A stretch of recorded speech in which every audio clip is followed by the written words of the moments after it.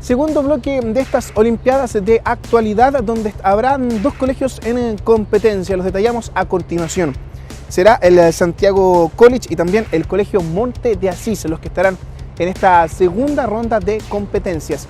Recordarles que esto está dividido en dos fases. La primera son respuestas de alternativas para los cuales tienen 30 segundos para responder los representantes de cada uno de los colegios y posteriormente se les hace una pregunta y deben elaborar su respuesta con argumentos. Para ello tienen 1 minuto y medio. También recordar que estas Olimpiadas de actualidad se realizan desde el año 2008. Vamos entonces sin más preámbulos a lo que va a ser esta segunda ronda de competencias, la cual será desarrollada por los colegios el Monte de Asís y también el Santiago College por las pantallas de TV Senado. Hola, buenas tardes. Santiago College. La primera pregunta de alternativa es la siguiente. ¿Cuántas personas han muerto en los últimos 14 años en la vía Las Palmas?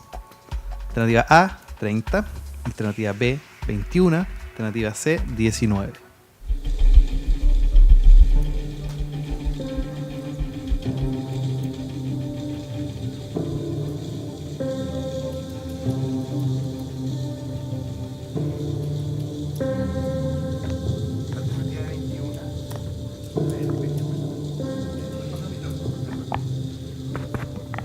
Alternativa B, 21 personas. Correcto.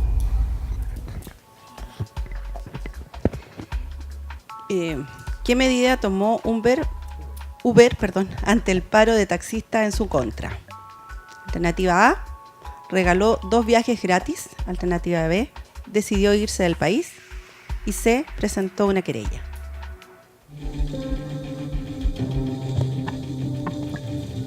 Alternativa A, regaló viajes gratis. Correcto. Segunda pregunta para el Santiago College. ¿Cuáles son las 2 empresas más valiosas en bolsa actualmente? A, Microsoft y Apple. B, Apple y Facebook. C, Google y Apple. Alternativa C, Google y Apple. Correcto. Muy buenas tardes. Pregunta: ¿qué pasó con el proyecto de ley que crea el Ministerio de Pueblos Indígenas? A, se aprobó. B, fue retirado de trámite. C, se rechazó.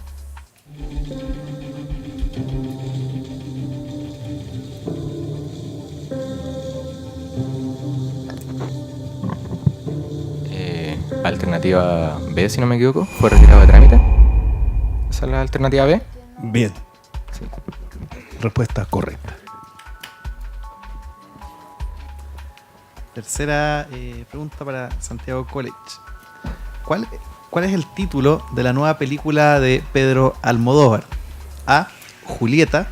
B, Panama Papers. C, Mi Gran Noche.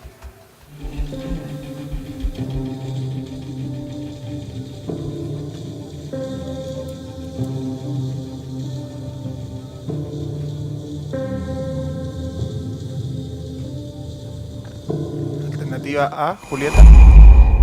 Correcto.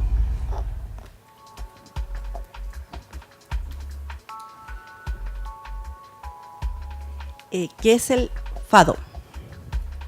Alternativa A, un antiguo órgano medieval. B, un animal recientemente descubierto. O C, un género musical portugués.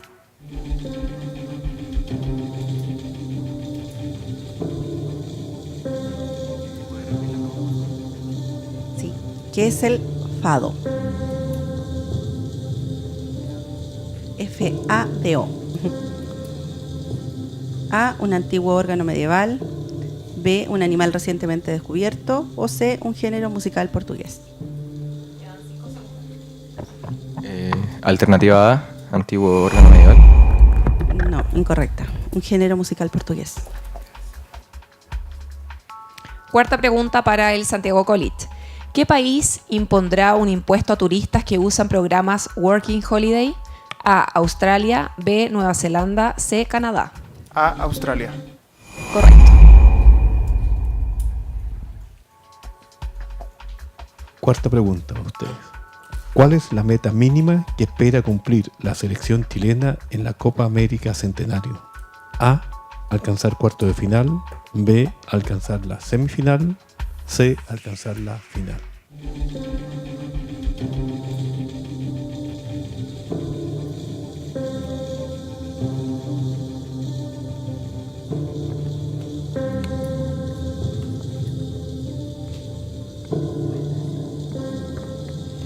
La alternativa C. Incorrecto.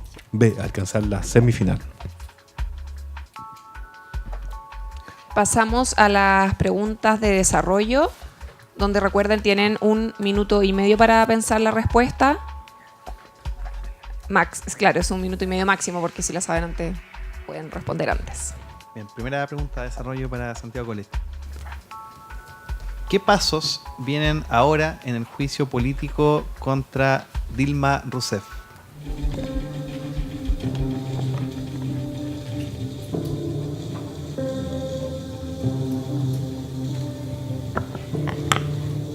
Ya. Hay como dos grandes ramas con respecto a lo que falta para el impeachment que se le hizo a Dilma Rousseff. Primero que nada, Temer, si bien el gobierno asumió de manera interna, entonces por una parte queda confirmar que él se quede como presidente de Brasil y se asume por 18 meses, pero luego de ese plazo de 18 meses se tiene que confirmar si se convoca elecciones o él permanece en el gobierno. Y por otra parte, el Partido de Trabajadores, que es el partido de Dilma Rousseff, va a hacer intentos de revocar la decisión, ya que el principal argumento es que tiene ciertas connotaciones sacar una presidenta que fue democráticamente electa. A ver, vamos con algunas cosas. Ustedes hablan que el periodo por el que quedó el presidente interino Temer es de 18 meses, son 180 días, no es lo mismo. 18 meses son como 500 días. Lo segundo, ahí hay un error. Lo segundo, ustedes dicen que hay que confirmar que el presidente Temer continúe. ¿A qué se refieren con eso? En el fondo, al micrófono, por favor. Que en el fondo, si bien el juicio político determinó que se tenía que reemplazar a la presidenta Rousseff... Esa es mi duda. ¿Tú dices que el juicio político ya se hizo? No, o sea, no, parte del juicio político todavía... Porque en el fondo, mientras el juicio político dura, Temer tiene que asumir la presidencia interina de Brasil. Mientras que dure el juicio político, los senadores tienen que determinar si es que Michael Temer va a asumir la presidencia o se va a convocar a elecciones. Ya, pero el punto es, ¿cuáles son los pasos del juicio político? Esa es la pregunta. ¿Qué pasos vienen en el juicio político contra Dilma Rousseff? Eso no lo han respondido hasta aquí. ¿Lo tienen claro? ¿Cuál es el procedimiento?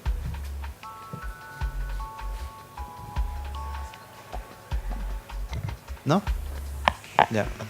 A ver, hay cosas que están bien, digamos, que es el tema de que hay un periodo de interinato y el destino de lo que pase con el señor Temer y con Dilma depende de este juicio, que es lo que se votó finalmente fue someterla a juicio, ¿ya? O sea, eso fue lo que se aprobó y por lo tanto queda suspendida su cargo mientras dure el juicio, que tiene una duración máxima de 180 días. Dentro de ese proceso hay 5 pasos más o menos importantes. Uno es que ahora por estos días hay una comisión especial de 21 senadores que tiene que analizar cuánto mérito jurídico tiene la acusación para luego definir una agenda de trabajo para estos eventuales 6 meses que son los 180 días. Después hay una comisión especial del Senado que es la que va a escuchar los testimonios de las dos partes y ahí es donde la presidenta tiene la oportunidad de presentar su defensa. Y esa comisión luego es la que elabora un informe para determinar si considera que procede o no seguir adelante con el juicio. Luego viene el paso del Tribunal Federal Supremo, que en el fondo es como el equivalente a la Corte Suprema, que tiene una sesión en la que tiene que decidir si el proceso sigue o no a la luz del informe que le entregue la comisión. En cuarto lugar, si el proceso es aprobado por esta Corte Suprema brasileña, viene el juicio en el Senado, donde vienen los testigos y todo, y finalmente el Senado es el que vota si es que se considera que la presidenta merece o no ser destituida, para lo cual necesita 54 votos. Eso es.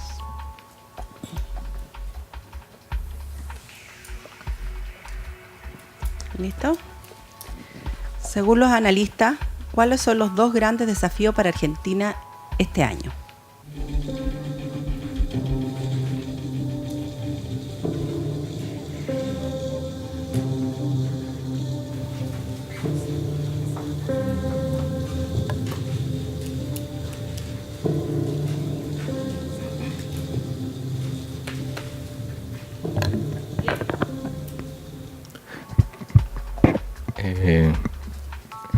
Nosotros creemos que los dos grandes desafíos que tiene Argentina para ser superado este año son el salir de la recesión que este país sufre y ¿cuál es la palabra? Bueno, eliminar la corrupción que existe en sus gobiernos. Un ejemplo de la recesión que tiene este país, que hace un par de años nos vendía el gas a nosotros, es que a partir de... ¿qué mes era? En el transcurso de este año, empezarán a comprarnos el gas a nosotros como país, lo cual deja en evidencia lo que necesita, o sea, la crisis que está viviendo el país trasandino. La pregunta era, según ciertos analistas, obviamente consultados en el diario, había un artículo en particular sobre los ciertos desafíos que iban más por el lado económico. Ahí, ¿cuáles son los puntos? Porque de hecho Argentina técnicamente no está en recesión.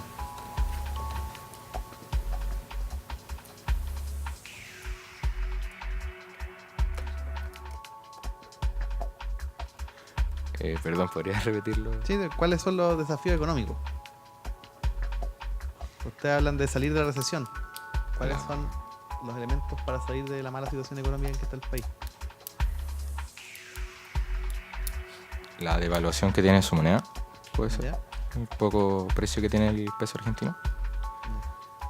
Y el alto impuesto que se le hace al pago extranjero. O sea, en la compra de artículos extranjeros. Mira, ya, ¿eso es? ¿Cerramos ahí? Ya, mira, a ver, hay dos cosas importantes. Una es el tema de la inflación. Cuando llegó el presidente de Argentina nuevo, Mauricio Macri, lo que hizo fue subir las tarifas de todos los servicios básicos porque consideraba que estaban desactualizadas hace 16 años, estaban congeladas y que no representaban los valores reales. Entonces, entre comillas, sinceró los precios, lo que provocó una inflación que llegó a 40% en abril. ¿Ya? Entonces, uno de los grandes desafíos es reducir la inflación, porque eso evidentemente genera tensión social. Y lo segundo, que también tiene que ver con un poco lo que insinuaste al final, es volver a traer niveles altos de inversión, entre 22 y 24%, con mayores niveles de productividad. Efectivamente, en eso pueden influir algunos temas de restricciones a la importación, efectivamente, pero no va por ahí lo que está haciendo él, digamos, todavía. Así que tiene algunos elementos la respuesta, pero está bien incompleta. Segunda pregunta para el Santiago Colit. ¿Qué medida anunció el gobierno a raíz de la manifestación de los taxistas contra Uber? ¿Qué opinó la empresa al respecto?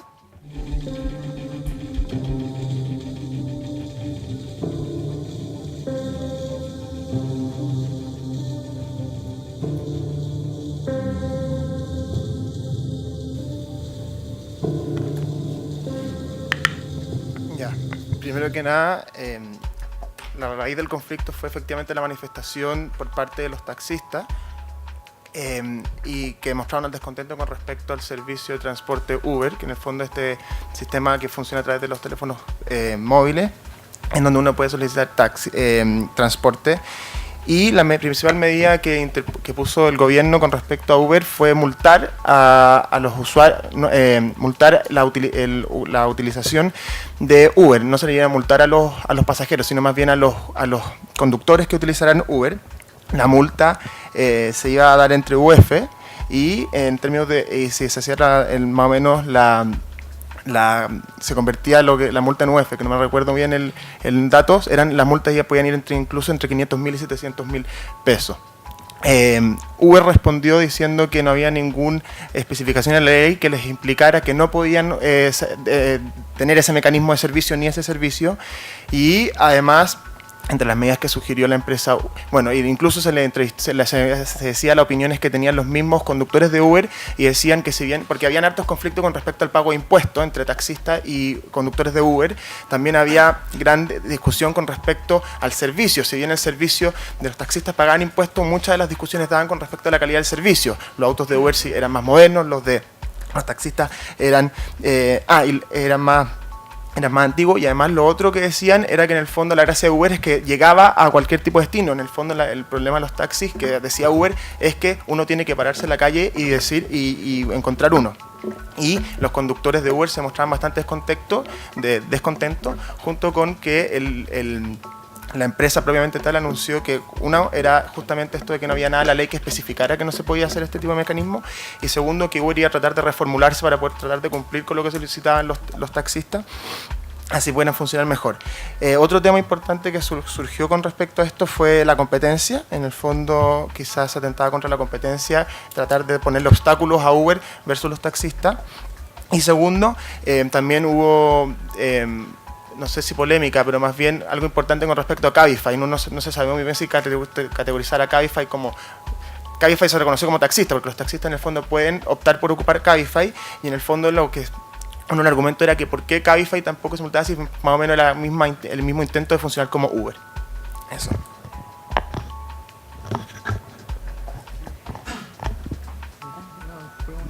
En general...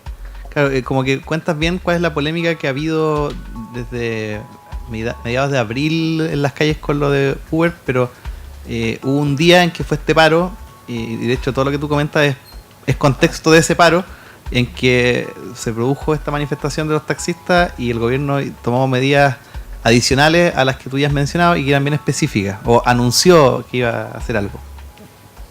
Sí, el día del paro se le entregó de lo que recuerdo, se le entregó un documento a la presidenta con respecto a lo que los taxistas opinaban, y en el fondo, aparte de multar, claro, la primera medida que tomó el gobierno fue multar a Uber, que fue lo que generó la gran polémica, y con posterior a eso, las medidas que anunció el gobierno eran en el fondo intentar de regular mayor este mercado, este tipo de competencia, con el fondo que tampoco era la gracia tratar de desligar o inhibirle a Uber poder funcionar como empresa, pero sí que se satisfaciera la demanda de los taxistas, cosa que tampoco hubiese un descontento bilateral tanto por parte de taxistas como de Uber. Y específicamente respecto de esa medida, ¿qué opinaba Uber? Con respecto a la regulación, si bien inicialmente Uber se mostró bastante descontento con la medida de multar, se mostraron de acuerdo con el punto de que existiese una regulación, porque en el fondo era un tema que probablemente iba a surgir en algún momento y que le apareció en la regulación, pero lo que dijo Uber que era importante que los tomaran a ellos en cuenta también, que no fuese una regulación exclusivamente para y por los taxistas, sino que también que fuese una regulación para Uber y por Uber también. Segunda pregunta para ustedes. ¿Qué temor tiene CCU a partir de la norma de etiquetado de alimentos? ¿Qué temor tiene CCU a partir de la norma de etiquetado de alimentos?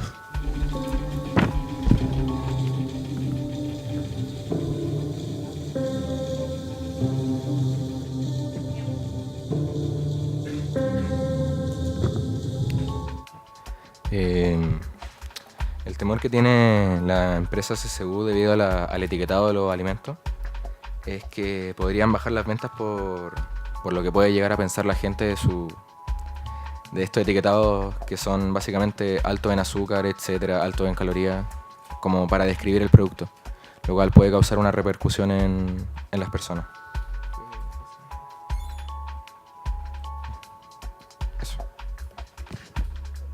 Pero hay algo específico que dijo CCU, especialmente su gerente general.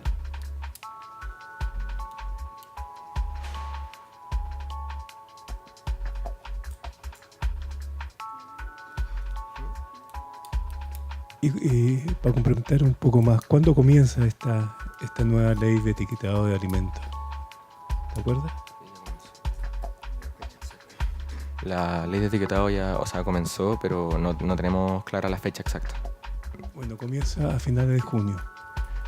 Lo que tiene... No ha comenzado ahora. Exactamente. Lo que tiene en susto la CSU, porque sabemos que esta nueva ley de etiquetado de alimentos, que es la etiqueta negra, es informar a la ciudadanía sobre el alto contenido graso, como tú bien dijiste, calorías y demás. Pero la duda que tienen ellos es si esta nueva ley va a significar un nuevo impuesto a los azúcar. Esa es la gran duda que tienen ellos. Y eso han escuchado rumores en el Congreso y en otras partes de parte del Ejecutivo. Llegamos a la última pregunta de desarrollo para Santiago College. ¿Qué perspectivas existen en el mercado respecto de las exportaciones de vino chileno durante este año?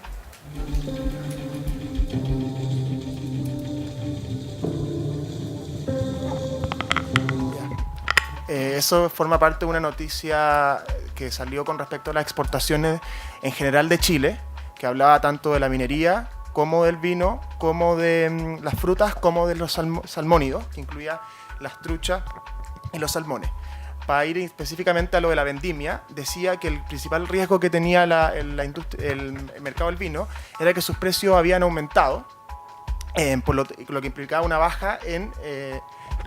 lo que pasaba era que se iban a exportar menos vino en el año, y una de las principales causas que salía era que en general el precio del vino había aumentado. Pero eso era la postura negativa. Pero la postura contraria decía que en el año 2014 y en el 2015 había un sobrestock de vinos, lo que iba a permitir al menos inicialmente mitigar esta caída en la producción de vinos. Y el problema que le dijo el problema de ese argumento que decía la contraparte es que efectivamente el sobrestock iba a permitir mitigar inicialmente este encarecimiento de la producción de vino y también la disminución en la exportación, pero que aún así estos efectos de una menor actividad económica en el 2016 iba a tener impactos y iba a notar a finales de 2017, cuando ese sobrestock eventualmente se agotara. Entonces, de esta manera, lo que decía la noticia era que en el fondo el sector de las exportaciones iba a verse debilitado a lo largo del año, y con respecto al vino en específico, vino en específico, se afirmaba por un lado que la menor producción se debía, entre otras cosas, a un precio. Y había también un hincapié especial que aunque a pesar de que la exportación iba a ser menor de los vinos estándares, los vinos premium habían aumentado sus exportaciones. Pero la otra parte decía que lo que podía al menos inicialmente aminorar esta disminución de la exportación iba a ser tener un sobrestock de vino. Y lo otro importante era el clima, por supuesto. Algo importante de la noticia era el clima en sí, que había afectado a las cosechas de uva y que en el fondo había encarecido también el proceso de producción, lo que en el fondo iba a implicar el aumento del precio del vino, y por eso habían disminuido las exportaciones. Pero como el proceso era más caro, ahora teníamos un sobrestock de 2014 y 2015 que ya permitió inicialmente lograr aminorar esa debilidad. Sí, perfecto. En general, bastante bien. El único detalle es que, claro, no se vaticina mucho alza de precios, digamos. Más bien el precio está viéndose a la baja, pero el resto está bastante bien. Bueno, la última pregunta. Según la ex medallista olímpica Jimena Restrepo, ¿qué efectos y virtudes tienen las 3 atletas chilenas que participarán en los Juegos Olímpicos?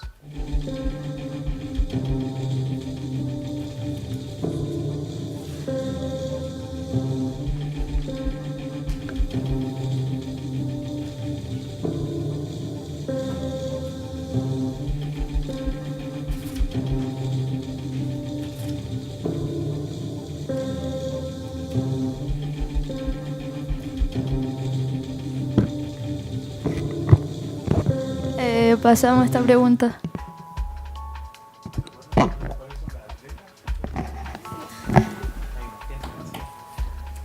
¿Alguna de las atletas?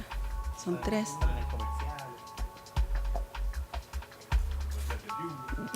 Sí.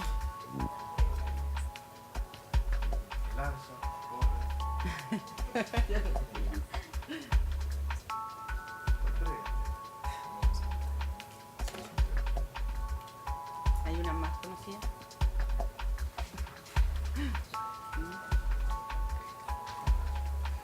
¿La damos? Natalia Ducó. No ubican.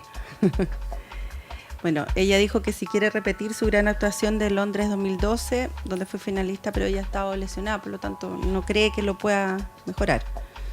Karen Gallardo, lanzadora de disco, estuvo lejos de...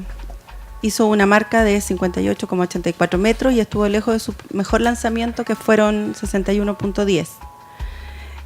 Ella dice que no la ve en las Olimpiadas. Bueno, no es la final en olímpica. Y Isadora Jiménez, velocista, ¿ya? Que tiene que trabajar más para mejorar lo que hizo en los 200 metros. ¿No? Cuando eso. No da muy buenos vaticinios. Ya, chicos, llegamos a la final, ¿cierto?, de esta ronda de competencia. El colegio ganador es el que pasa a la fase siguiente, ¿cierto? Y tenemos los resultados. 22 puntos obtuvo el colegio Monte de Asís.